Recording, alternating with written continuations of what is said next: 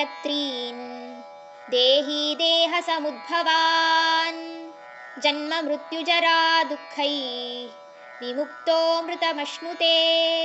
ಅರ್ಜುನ ಉವಾಚ ಕೈರ್ಲಿಂಗೈಸ್ತ್ರೀನ್ ಗುಣಾನೇತಾನ್ ಅತೀತೋ ಭವತಿ ಪ್ರಭೋ ಕಿಮಾಚಾರಃ ಕಥಂ ಚೈತಾನ್ ಸ್ತ್ರೀನ್ ಗುಣಾನತಿ ವರ್ತತೆ.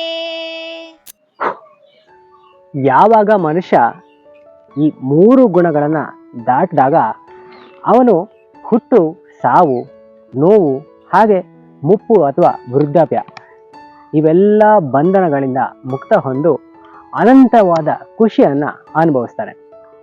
ಇಲ್ಲಿ ಅರ್ಜುನಂಗೆ ಒಂದು ಸಂದೇಹ ಬರುತ್ತೆ.